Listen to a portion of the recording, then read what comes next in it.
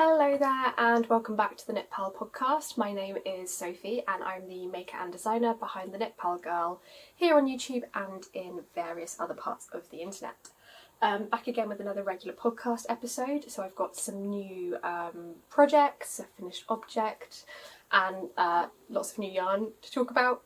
Slight loophole, so you can't tell me off for it because some of it was PR, so we'll get to that when we get to that. But yeah, I thought it was a nice day to film because the sun is lovely and bright. I'm trying a new setup in the room because the light right by the window is so direct and so variable, so it's just a bit of a nightmare. So I hope this is a bit more watchable. And yes, it's a lovely sunny afternoon, so why not stay inside and film a podcast? Yes, without any further ado, I will shut myself up and let's get into it. So I think I have to start by talking about what I'm wearing, which is the work in progress sneaky Knitting For Olive sweater that I showed you in my previous episode.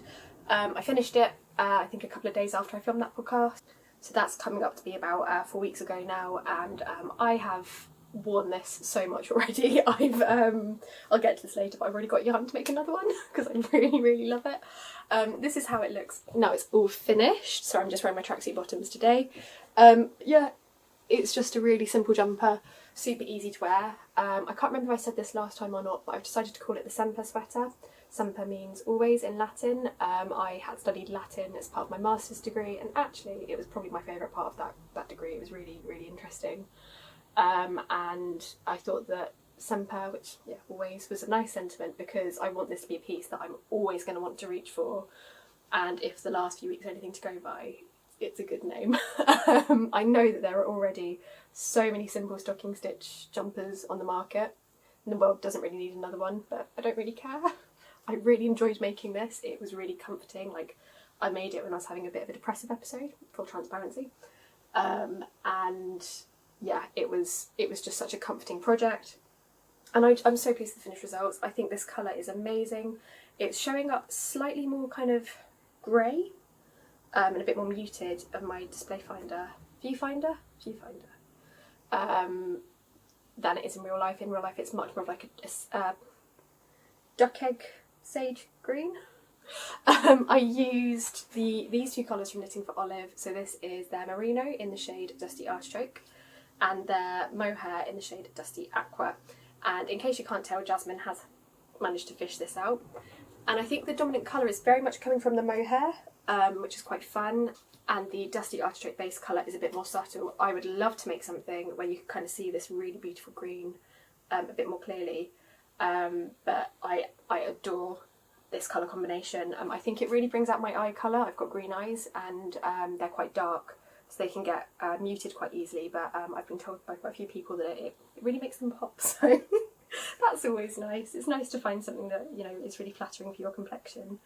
I ended up using exactly 4 skeins of the Merino and just about 5 of the Mohair, which makes sense because this has slightly more yardage. So this is 250 metres per 50 gram ball, whereas this is 225 metres, so I needed slightly more Mohair. But yeah, really pleased with it. I did over order a bit, so I've got enough, I think, to make like a little cami or something. I don't know if I would really wear it, so I need to have a think about the use, or I might save it and like use it in a scrappy project. But yeah, really pleased with it. Even though I've worn this a lot, I haven't done anything to sort out the pilling or shedding because I wanted to be able to show you, after a couple of weeks existence and quite a lot of wear, what does it look like, because that's always, you know, really helpful to know. And I don't really ever talk about it on Instagram, how pieces wear. Like, if something wears really badly, like We're Knitters the Merry Fine, which for me pilled like nothing else. I've never seen pilling like it, which is a shame because it was a lovely yarn to use when I was working with it. But yeah, it just doesn't really come up on Instagram. And this is the extent of the shedding in the underarms. So I don't know if you can quite see, but there's a little bit, but it's nothing crazy. And again, I have worn this an awful lot. But no, I'm really pleased with it. I definitely think the Knitting For Olive Merino and Mohair are kind of on the pricier end of the spectrum for that kind of yarn, but personally I can see where the difference goes. I think I said this last week.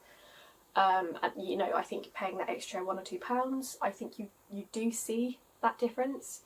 I also like that it's not superwash, because I'm not the biggest fan of superwash yarns. Very happy to use them. I think they're great, and it depends, you know, on the company, and not all superwash yarns are created equally, but really pleased with this. Highly recommend the yarn combination. I will do a call for testers soon, so I will make sure to list it as like a community post, as well as on Instagram and via my newsletter, which is what I normally do. So yeah, do keep your eyes peeled if you're interested. I'd be quite keen to have testers who have never done a test knit for a garment before, because I want to be able to market this as quite like a beginner friendly project, because it is. There's a little bit of short row shaping at the neck, but that's the extent of the difficulty really. So yeah, that's if you're interested, that's something to keep in mind. Yeah. And following up also from my last episode, I mentioned that I wanted to make a similar kind of jumper to this in brioche, and drumroll, here she is. So yeah, this is in a very Bridgerton moment, the bane of my existence and the desire of my life. I can't remember what the line is, but so any other Bridgerton fans, I got really into it a few weeks ago. I'm not a huge one for historical fiction, because I'm a historian, and a lot of the time it just really annoys me, because I'm like, no, that's wrong. But I digress. This is how it's looking. It looks quite tiny because I'm anticipating that brioche will grow a lot. So I am using Sanders Garn Tin Silk Mohair, I think in the shade Off-White. I'll double check all of this, of course. The colour is 10112, so that's that. So it's just like a really basic off-white. I got this from Knit Yarns. And actually, I think Simona sent this to me very kindly, so thank you, Simona. And Arvetta in the shade Marzipan from Filcolana.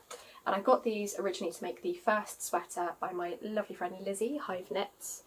And I still would like to make one in this colour, because I think Lizzie's looks really beautiful, and I'm pretty sure that she used the same Arvetta shade.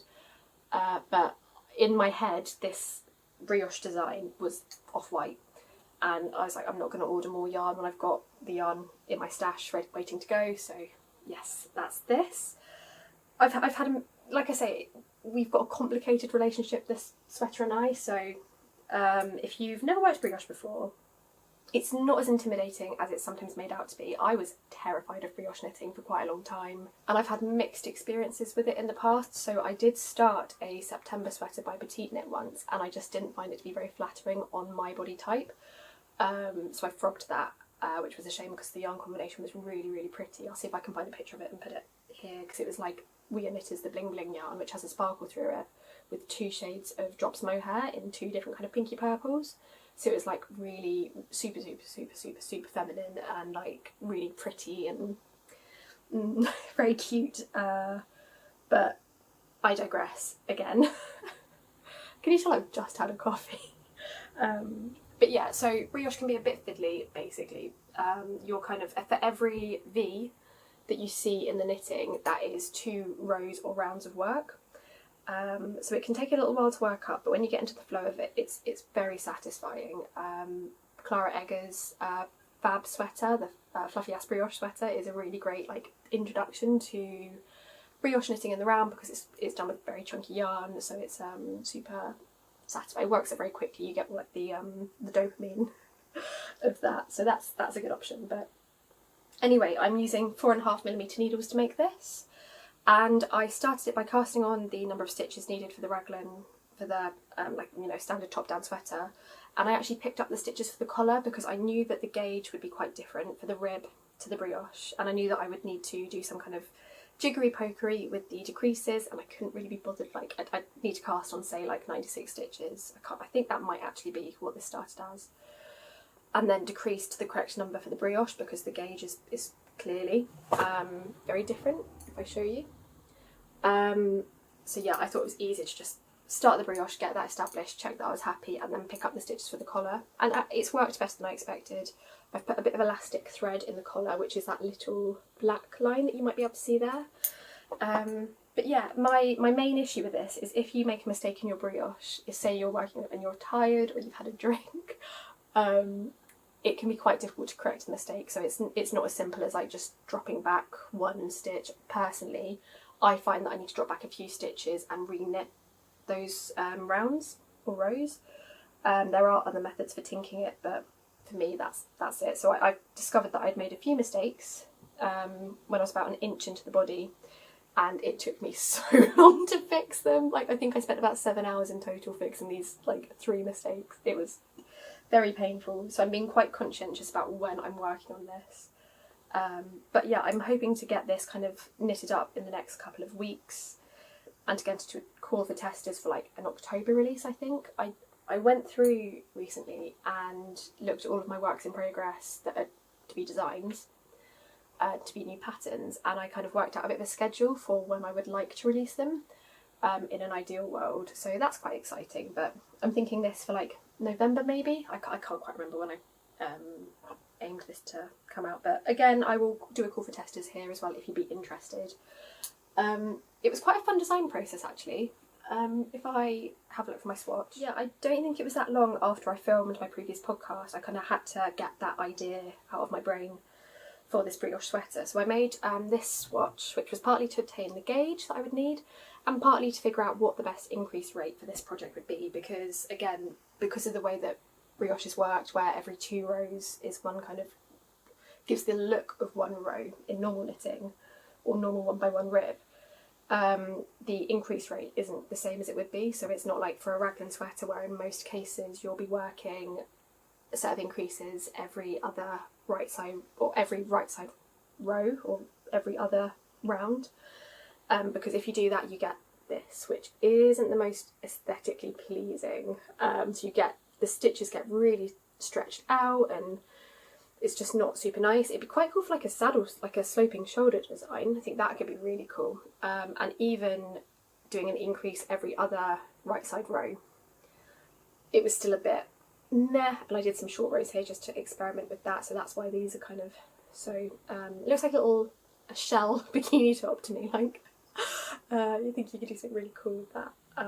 But yeah, no, I think the doing an increase every 3rd right side row is kind of the best effect, and that's what I've opted for here. But I absolutely love how the stitch looks in this yarn. I think that Arvetta, like I said in my yarn stash video, is such a great and versatile yarn. It's 80% superwash merino, 20% nylon, so it's going to be quite hard wearing. I think it's great for socks. Again, I know that Laura Penrose Knits, her corset socks are made in this. This is one of the recommended yarns, and it's great. It's really lovely. It works up nice and buttery soft. It's not quite as soft as the Knitting For Olive Merino plus Mohair, but like I said last week, I think that is partly to do with the Sanders Garn Mohair. It's got that wool content. It's a little bit bitier. But no, really pleased with how this is going. Again, I did attempt to do some short rows at the front of the neckline. I don't know how successful they were. I think they definitely did kind of work, but I also definitely need to finesse my method a little bit before writing the pattern, because I had to kind of bodge it a little bit, which is never ideal. But yeah, I think this is going to be really cute and really wearable. It's going to be lovely in the winter. Very excited indeed about this. And then my next whip is also made with yarn, very kindly gifted by Simona of Knit Yarns. This podcast is not sponsored by Knit, she's just very kind. And it is for a little t-shirt, very simple. I want to try and finish this, I think tonight or tomorrow. And yeah, it's a really fun little project. So it has, I should tell you what it's worked with first. I'm using Sanders Garn Duo, which is a new to me yarn, and Simona very kindly included this in an order I placed last year, and it's beautiful. It was sat in my stash over the winter because I couldn't quite think of the right project for it, and then also in terms of my Instagram, which is very sad, it wasn't the right colour, so I couldn't use it, which I know is ridiculous, but it's not my fault, it's my brain's fault, you know. But I think this is the shade Old Pink, and this is a blend of merino wool and cotton. If I take the label off so you can see it a bit more clearly, you can see the 2 fibres interacting, which I think is really nice, and it's such a pretty shade. It's like a slightly cool dusty pink. It's showing up quite warm on my camera, but yeah, the blend is 55% merino, 45% cotton, so it should retain all of the good cooling aspects of the cotton, but the merino should stop it from growing so much, and it also makes it really nice and soft. It's not squeaky. It's a really beautiful fibre. I can definitely see myself using this again. Really lovely. I imagine it'd be really nice for kids knits actually, because I can see them finding it soft enough to not be irritating, but again like nice and breathable, so that's really good. But yeah, as for the t-shirt, again it's just got a little bit of short row shaping. The sleeves are like t-shirty, and they have been finished with a knitted hem, which is my favourite feature for summertime designs. I've done like a slightly thicker raglan and a keyhole detail in the back. This was partly because when I cast on, I wasn't sure if like the neckline would be too tight to actually get on over your head. I don't think it was necessary, but it's quite pretty. I would quite like to go back and finish it off with like an applied I-cord. I did use I-cord edging, but I think it could be more pronounced, so I might do that, I might not. I might see how it looks after blocking and if it needs it. But yeah, I am at the moment just trying to figure out what to do with the hem. In my mind, it was going to be like my sneaky slipover from last episode and have a slight curved hem. However, I tried that this morning and I wanted to also have a sewn hem, because again, I just think like the sleeves, because it's a really nice finish. It's just lovely, and I-cords can still cause rolling, which I don't know if you really want to be worrying about when you're wearing a t-shirt, but yeah, it just wasn't really working out. So I think I need to have a bit of a rethink and suss out another method for doing it. I don't know, it'll work. I'll figure something out, but maybe I'm going to sit on it over the weekend and see how I feel on Monday, or yeah, whenever. But really pleased with it. I think it's going to be really easy to wear. Again, I love this colour. I think it's so pretty. Yes, very excited. It's all good. I've used about 7 skeins, I think, for this t-shirt, and I tend to make like my 3rd size in my sizing. So it shouldn't be too expensive to make, hopefully. But yeah, really good. I think that if you are off Rio Knitters, if you've burnt your bridge, well, they have burnt their bridge with you, and you are looking for an alternative to the Pima cotton, this is the closest I've found. It has the same smoothness and lustre.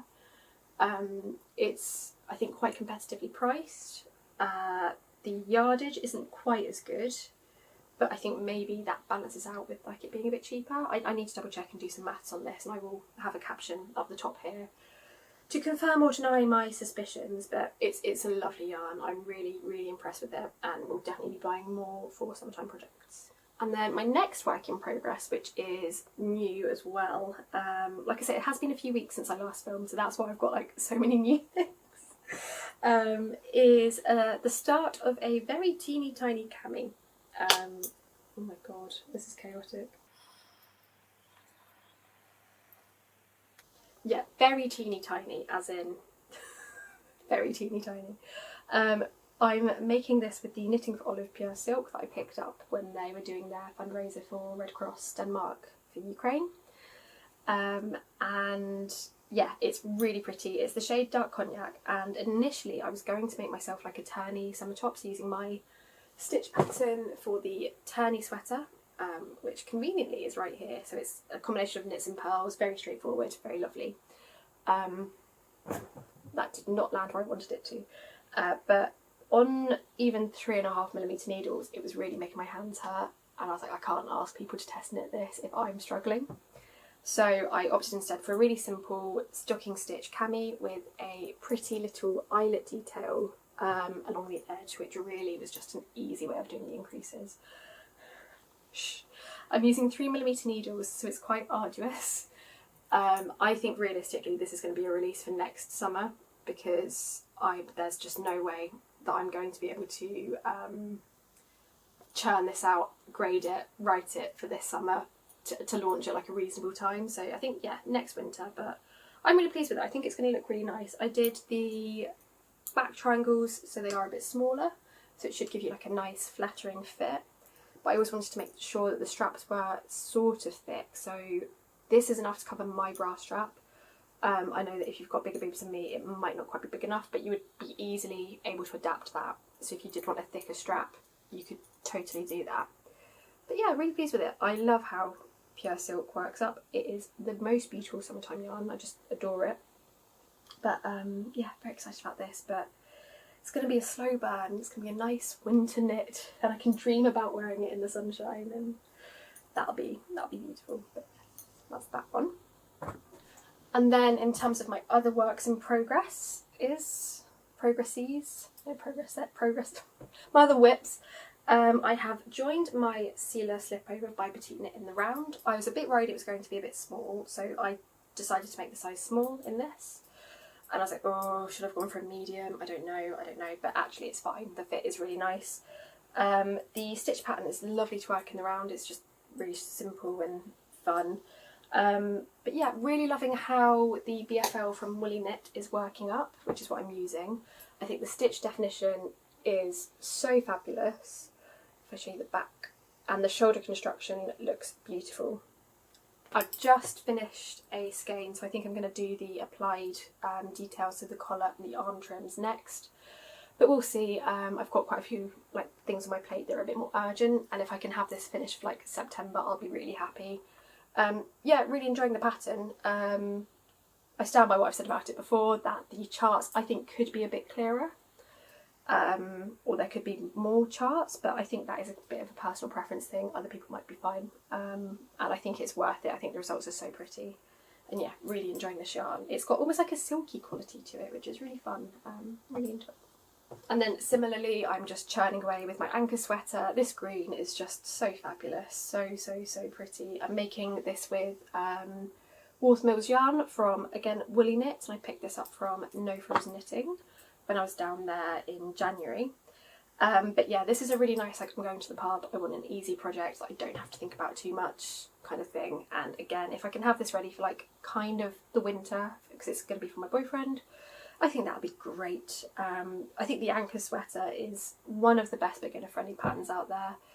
It's really good for helping you to understand how knit stitches and purl stitches actually look and how they work when you do them in the round. Because I know that if you're an experienced knitter, it can be really obvious, but if you're not, I can remember not being able to see the difference between the two stitches. So yeah, I think it's a really great project. It works up quite quickly. It's on 4.5mm needles. No, 4mm needles? Yeah, 4s. All of my projects at the moment on 4s or 4.5s or 3.5s. It's going to be crazy. My poor hands. I like to try and keep a wider range of projects if I can, because I think it's good for your hand muscles, but still, yeah, really enjoying this still. It's a good easy project, and yeah. I don't really have any other whips to update you on, really. My Sailor stripy sweater, which I talked about a couple of episodes ago, is on pause, just because I've been working on other things, but yeah, still really excited about this design. I want to try and find a different way to make the stripes join for the final pattern, but I think that's just going to be a lot of experimental swatching.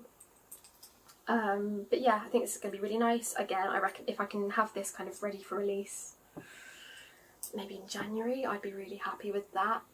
It all takes a long time.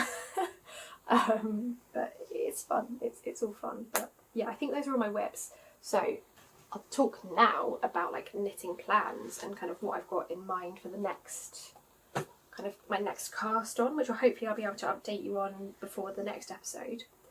And that is a Crescendo Summer top. So my Crescendo blouse, which I'll have a picture of here, is my favourite thing that I've ever made. I love it as a design. It's so nice for when you need to dress a bit smarter but you still want something warm and knitted.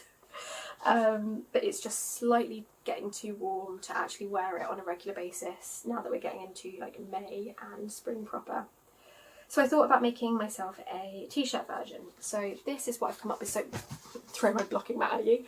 This is what I've come up with so far. So it's called the Crescendo because again, it's Italian, so it's on theme, but it's because the diamonds kind of gradually get bigger, and where the yoke is kind of constructed of wedge shapes, it's like a crescendo symbol in music. So that was my thinking with the name. And this is the organic cotton from Crea Deluxe, and this is a very beautiful colour. So this is shade 21, and it's the best way to describe it is that, oh god, I'm dropping everything today. It's a very similar colour to Dusty Petroleum Blue, by Knitting For Olive. That's kind of the closest colour comparison I can think of. It's like a really nice muted denim blue. It's very pretty. The cotton itself is lovely and smooth. The strand is nice and thin. So that is what the strand looks like. I can't even see if you can see that. Really need to go back to the optician soon. But it's like a nice, dense but quite squishy cotton. It's really pretty. I'm really pleased with it. It's quite cheap. It's £4.20 a skein, I think, from Tribe Yarns, which is where I got mine from. And yeah, love it. It runs at 165 meters per skein. The recommended needle size is 3 to 3.5 millimeters, and I'm using 3.5 because my tension does tend to be quite tight. I actually think I could go up to a 4 in this and it would still look really nice. And the recommended gauge is 24 stitches by 29 rows on 3.5 millimeter needles, so that sounds about right to me. But yeah, really into that. I love Creator-Luxe's branding. I think it's so cute and pretty, and this colour is just lovely. So yeah, very excited about this. I'm very pleased to be working with an organic cotton because the environmental footprint, generally speaking, of organic cotton is much lighter. So that's great. But yeah, really excited about this. I made the lace swatch, even though I know kind of what the pattern is very well, just to check my gauge, just to check that it's all going to work out in the way that I think it will in my head. But yeah, really excited about this, and hopefully I will at least have like the yoke finished by the next of my film, if not a bit more. It's a really fun lace pattern to knit. I really enjoy it because the diamonds kind of, on an individual swatch like this, it just looks kind of like the diamonds are in isolation, but the way that as the pattern is repeated, you get like these extra diamonds appearing in the negative space here. So I think it's very pretty. Very excited about that. It's going to be good.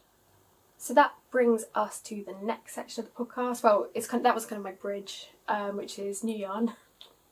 I know, I'm really bad for saying like, I won't buy any more, and then it just happens. What can I say? My excuse with the Creator-Luxe is that I don't have very many summer yarns in my stash, as you would have seen before. In fact, I don't really have any at the moment, apart from a little bit of silk. And yeah, it was kind of like a specific project in mind, ready to go, can cast on straight away, you know, that kind of thing. It's a justified purchase. The next one, no, that doesn't apply. So yeah, I think I've said before that I'm trying to get better at making 2 sample garments, or like whilst my test knit is running for a project, also test knitting it myself. I just think it's really good practice. Like quite a few of my friends also do the same thing. It's a good idea. And it's to make, I've bought yarn to make a second version of this, my Semper Sweater, because again, I've barely taken it off. It's so easy to wear, I'm so obsessed with it. And I wanted another one. So I went back to No Frills Knitting. I ordered it, and I went for the Knitting For Olive Merino, this time in the shade Marzipan, which is this very pretty off-white. It's cooler than I thought it would be. In my head, it would be like a slightly warmer shade of off-white, but I'm very pleased with it all the same. It's very lovely. And the mohair I chose to go with it is the shade Putty or Kit, which is this actually quite cool off-white shade too. And it's quite interesting to compare the shade names across these Danish brands and seeing how the yarns work up when they share the same colour. So I've got Filcolana, Alvetta and Marzipan here, and the Knitting For Olive Marzipan. This is warmer, the Filcolana is warmer, and it's slightly more of a melange, a bit more of a mix, and the Knitting For Olive is a bit cooler. And then I've got the Knitting For Olive mohair in the shade Kit, and the Sanders Gun mohair, well, it's Norwegian, isn't it, but in the same colour here. So just in case you were ever curious as to what the shades look like when they share a name, that's it. So that's, I don't know if that's interesting or not. I find it quite interesting because I am a nerd. But yeah, I thought these paired up really nicely. I asked Meg, I knew that I wanted Marzipan to be my base yarn in the merino, so I asked Meg what colours she would recommend, and she's very generous with her time and advice, and she's very good like taking photos of the yarn next to each other and seeing what's going to work, as is Simona, to be fair. I think most yarn shop owners are they're saintly. But yes, that's what these look like. I think they're very pretty. They're going to be nice together. I imagine if this is anything to go by, that the Mohair will be the dominant colour, which is fine by me. I think it's going to be very wearable. Yeah, you can't go wrong with an off-white sweater, you just can't. And then next up, so a couple of weeks ago I got a really lovely email from John, from John Arbon Textiles, who are based down in Devon, asking if I would like to try a couple of their yarns, and of course I said yes, because hello, it's me, obviously, but mainly because I'm really keen to try and support and promote more UK-based yarn producers and the UK wool industry, because we've got amazing fibres here, and it's such a shame to not celebrate them. So they sent me some colour cards for 3 of their yarns, so Appledore, Devonia and Yarnadelic, and I love the names. First of all, I'll have some close-up shots of the colours, but I think my favourite is Appledore because they are beautiful colour blends. So if I come a bit closer, so I'm hoping you can see this okay, but these colours here, so this is the shade Quench, and it's so pretty. It's a wonderful mix. They're really beautiful. So I've got the shade Sweet Coppin, Sweet Coppin, to show you today, but I also really love Snout. Oops, this one at the bottom here, which is like a really pretty white and like bright blue turquoise shade, which is very up my alley. And Appledore is a mix of 40% Devon close wool, 40% Romney and 20% Exmoor Blueface, made in the UK. I've got the DK yarn here to sample. It runs at 250 metres, a 100 gram hank, which works up in a cake to be about this much yarn. I have made a swatch with it, so it was a bit more. And like I say, this is the shade Sweet Coppin. And to me, it really wanted to be a cable project. So this is what I did for my swatch. So I just did like a really simple 6 stitch cable, 2 stitch cables, really pretty, and a little bit of rib.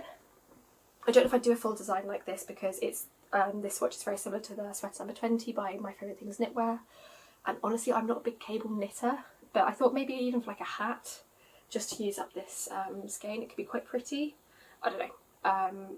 Really lovely. But yeah, the yarn itself, really lovely. Like, I keep on saying lovely. Why do I keep on saying lovely?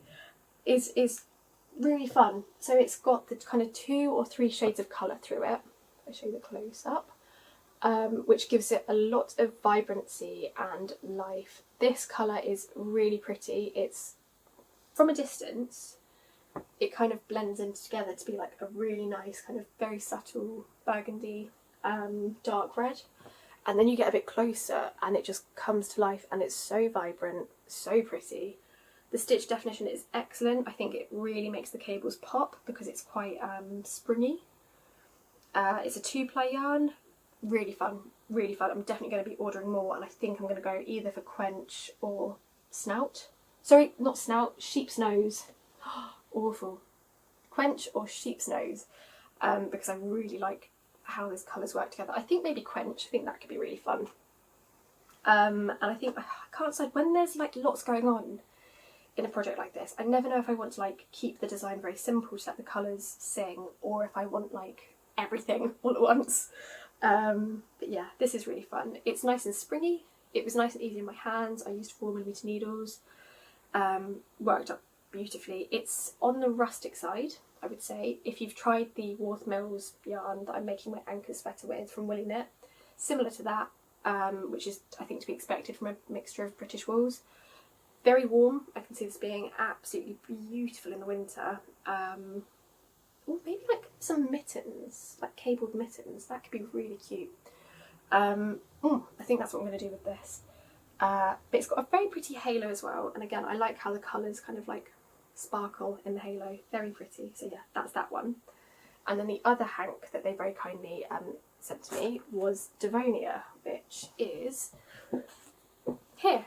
So this one is a lot softer, I would say, and just to be clear, I love me a rustic wool. Like, give me the itchy scratchy Icelandic stuff any day of the week. I'm a very happy lady.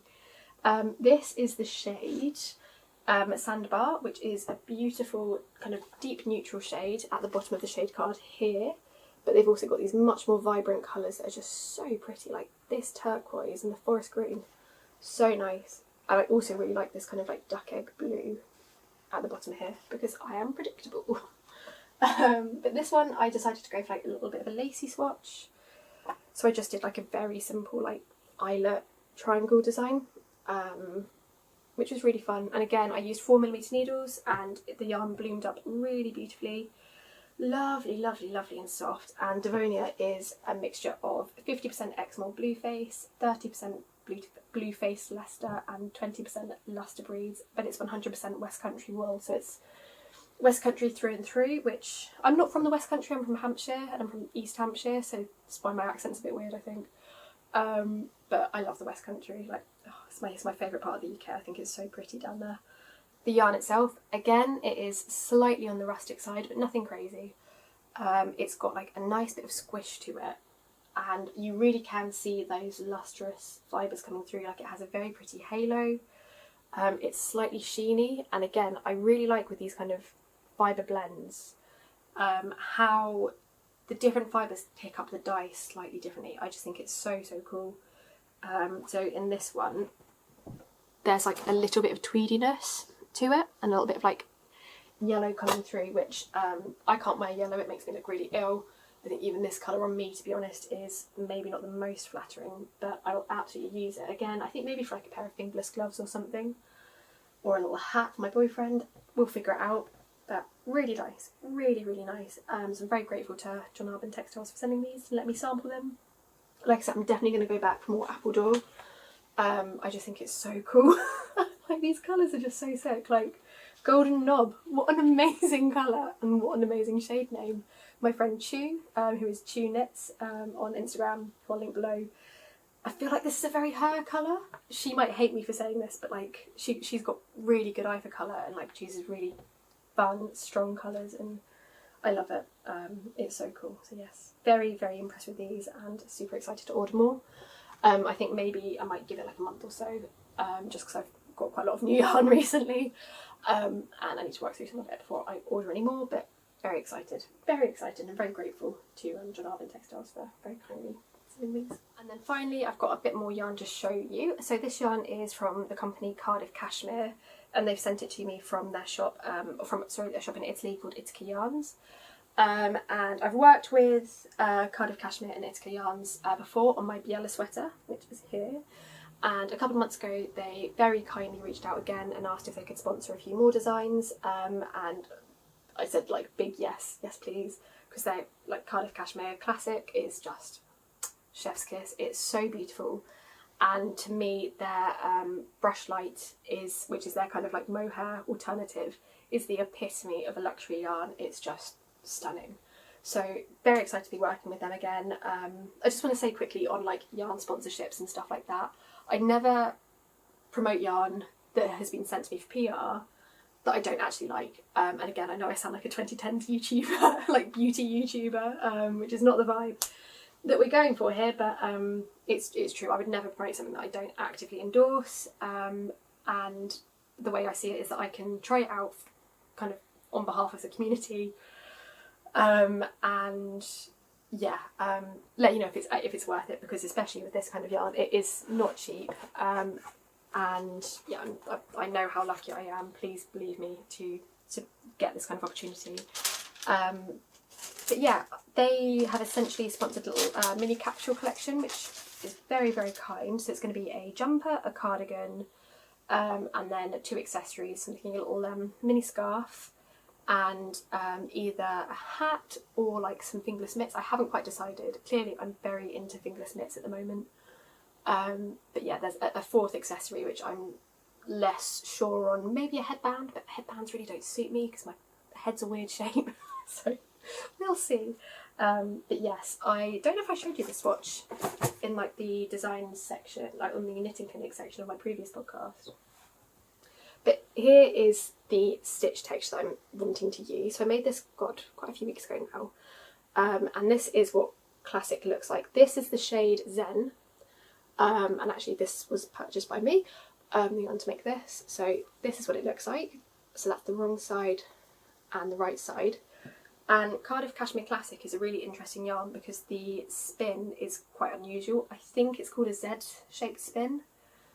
whereas yarn is, and it's to do with like the way that the direction the yarn is spun in. I've seen, I can't remember who it was, I'll post them here, but another designer who is mostly a crochet designer, I believe, 11 Handmade maybe, talk about this and kind of how certain spins means that a yarn lends itself more to crochet or to knitting, and I think that this would be great for either, honestly. I used, again, a 4mm needle here, and I think I'm going to stick with that. I think it's a really nice texture. And essentially this is just a broken moss stitch, so it's knit purls and stocking stitch broken up. And I think it's very pretty. I think the texture is going to be lovely. And this is the same stitch worked up again for like a little proof of concept sample in Brush Light, which is so pretty and airy. And I think I actually went up to a 5mm needle here to like really let the yarn speak for itself and bloom. This is the shade Muji, and again I bought this. But yeah, for the cardigan I decided to go for this really beautiful blue shade. I can't remember the name of the shade, but again I'll have it captioned, but the shade number is 677, and I'm so predictable in my colour choices. It's an off duck egg blue, so this is what it looks like, and I'm just thinking a v-neck cardigan. Personally I don't really like crew neck cardigans, they don't suit me, so I don't make them, but I know that that's a me thing, but this design is going to be a v-neck, and it's really pretty. I'm really excited about it. It's an incredibly soft yarn, like I cannot, it's so nice. You know, you hear cashmere and instantly you do think luxury, and it lives up to, you know, what you would expect. I know that it's a very bougie yarn, very expensive. Again, I know how lucky I am, but yeah, it's worth it, and actually it wears really well. I'm just going to go grab my Brioche Sweater so I can show you. So again, this is a piece that I've worn a lot, and I've never de-pilled it because I haven't really had to. And again, I know that 2x2 rib is quite like a stable stitch and isn't super prone to pilling, but that is the extent of the pilling. Very minimal, and the stitch definition is so beautiful. So yes, this is the Brioche Sweater by yours truly. Really lovely. So I've just got it out of my drawer, so it looks a bit creased, that's why. But the drape, so I used 3.5mm needles for this one, and like it's just, the drape is amazing. The stitch definition is amazing. It's just a great yarn. So warm, so nice for like very close to your skin. So if you're looking for something super duper soft, it is a perfect choice.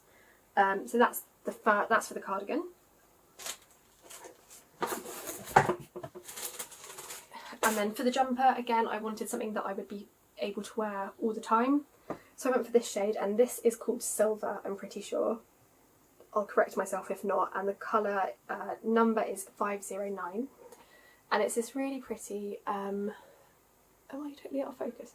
Really pretty oatmeal kind of colour. So I don't know if silver is the most apt name, to be honest, but I don't care. It is so beautiful. I'm hoping you can see the halo that you get off this yarn, because it's really special. So pretty. So yeah, that's going to be the sweater, and I'm thinking a very similar silhouette to what I'm wearing here. Maybe a slightly more fitted sleeve, I think.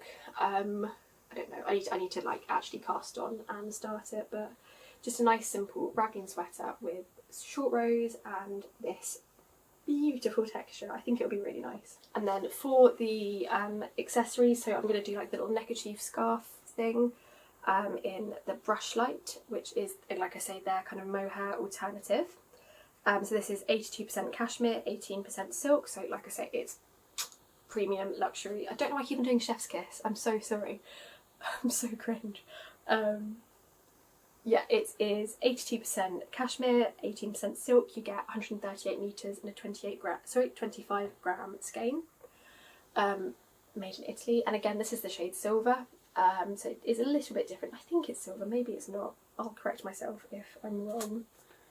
It's shade number 101, and it's beautiful. Again, it has an amazing halo, and it's just a super luxurious yarn. I think if you're looking for like a wedding yarn, it's a great option. It works up so airy and so pretty, and it's one of those fibres that you feel like you've touched it and you almost can't feel anything. Like it's just so soft. It's so soft. So I'm thinking it would be very nice for stuff that's going to be like right on your neck. I thought that would be very comfortable. And then finally I have a little bit of Brushmere, which is their 100% cashmere fluffy yarn, and this is also in the shade Muji, so you can see like the colour match across lines is really good. And this yarn's really interesting. I've never tried this before, so this arrived yesterday and I haven't even swatched or played with any of these yet. And it's quite thick, so that is what the strand looks like. Really lovely. Like I say, it's 100% cashmere, so it is bloody bougie and beautiful. You get 45 metres in a 25-gram skein for this. And yeah, I'm thinking like, my thinking was that it would be really nice for a headband because it's pure cashmere, it's fuzzy and blown and pretty, and I thought it would be really nice for keeping your head warm. But at the same time, I'm like, oh, I don't know, I don't wear headbands, like I say, because my head's a weird shape. Maybe like, again, some kind of mitten or something would be good, I don't know. And I didn't want to, you know, because I'm aware it's an expensive yarn, I didn't want to overcommit to something that was going to be, you know, unaffordable to actually make, so I thought something with like 1 or 2 skeins would be ideal. So I don't know, I need to have a bit more of a think about this, but the colour is so pretty. I'm really into like my off pastels right now, so yeah, I think this is going to be really beautiful. And I think for today that just about wraps it up. I would like to do a knitting clinic on short rows, but unfortunately I'm having a dermatitis flare up at the moment, and I had some really bad, it's a bit TMI, but basically when my skin gets really dry it cracks and I get like just these raw open wounds. It's really quite grim. Do not recommend it as an experience, and they are still healing, so they're not too bad, but I think you can like see there's, you know, a little bit scabby still. You're welcome for that visual. So yeah, I don't really want to show you my hands too much just because they're not very nice to look at right now. It's an anxiety response. It's really annoying. It's uni. I know it's uni. It's a whole thing. I have to like gear myself up to check my uni emails at the moment. It's horrible. Cannot wait to be done. But yeah, I digress. So yeah, next episode I will make sure to film something about explaining how I approach short rows. I'm not going to say it's going to be a universally applicable tutorial, because I think, you know, Very Pink Knits has that covered. I'm not going to, yeah, I'm not going to challenge the queen. But yes, I think that is probably everything. What have you been working on lately? Do you have any new cast-ons? I'm actually quite keen to hear how much of a seasonal knitter you are, because I think working on like pattern design, you have to be a little bit more on it than I would be normally. Well, I'm not on it enough, honestly. I should be making my summer projects in midwinter to start testing in like January, February, and have ready for like this time of year. And I don't do that. I work like 5 months behind. Well, yeah, 5 months behind that, so it's not ideal. But then I've always got room for a jumper in my project list, as you can see from the evidence in this video. But yeah, are you a very seasonal knitter, or are you prepared and do you have your summer knits on the go in the winter, and vice versa, so you're always ready with something to wear? Let me know.